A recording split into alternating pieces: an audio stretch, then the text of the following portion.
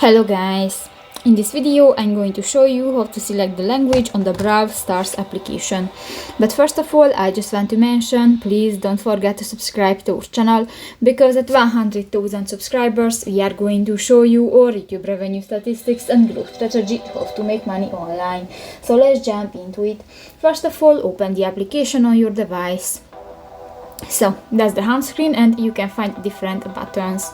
New, just click to the three line at the upper right corner of the home screen, and here you can find the first button, the settings, and here you can find the language option. Click that, and here you can find different languages, for example Korean, Chinese, Italiano, Deutsch and others.